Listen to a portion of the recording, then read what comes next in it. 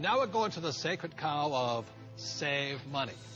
And in 1971, President Nixon took the dollar off the gold standard, basically took the world off the gold standard, and money was no longer money. So people are no longer saving money.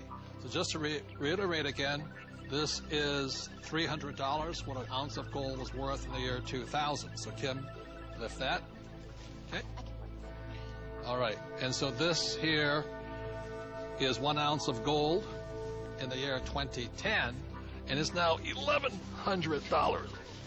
Ugh. And this is why people are working so hard. I can do it. I can do it. Yes, I can do it. Barely. So the big reason I've said in my books for years that savers were losers is very simply because in 1971, the dollar stopped being money. It became debt. Right, Mike? Yeah, the rules all changed in 71.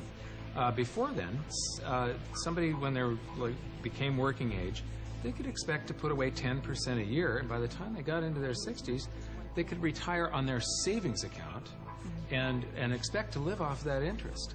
And in 71, everything changed, and they started creating currency on a massive scale. Worldwide. Ever since then, worldwide. And that is what causes inflation and the loss of purchasing power. So people thinking that they can retire, back in the 50s, if you got $100,000 or $50,000, you could retire on that.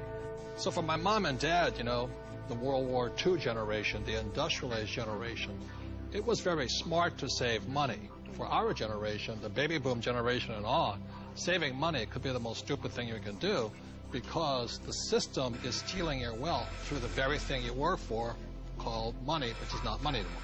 Right. Real money is actually gold and silver. Money has to maintain its value over long periods of time.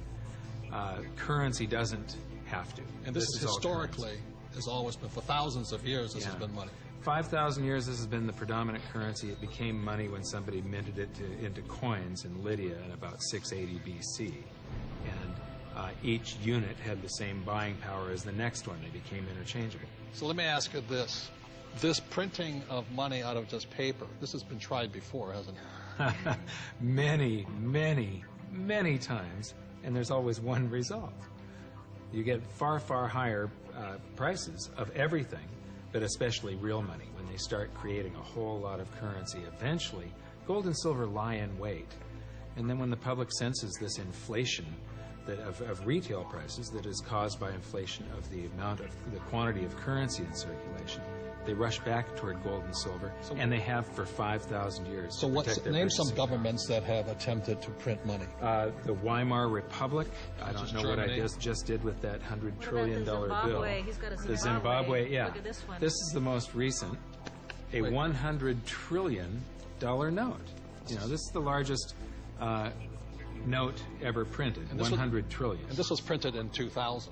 Yeah, but when Zimbabwe was created as a country, when it went from Rhodesia to Zimbabwe, they were the Zimbabwean dollar was on parity with the U.S. dollar. One U.S. dollar was the same as a Zimbabwe dollar. This doesn't buy anything today. It doesn't buy a cup of coffee. What, doesn't even buy a cup of coffee? No. In fact, they have ruined it by putting ink on it. You can't write you can't write a list, so it would have been more valuable at this point if it was blank. Right. See, the Greeks did the same thing when they started clipping coins. They just take the silver off of it. The Romans tried it, the English tried it, the Germans tried it, the Chinese tried it, and now the U.S. is trying it. Yep. And so that's why saving money is probably the biggest mistake you can make right now, because today money is no longer money. It's now debt. I can vouch for that because my leg is now numb. So all currencies throughout the world are in trouble, the same way this Zimbabwe dollar is in trouble. And that's the problem with saving money. After 1971, it was no longer money.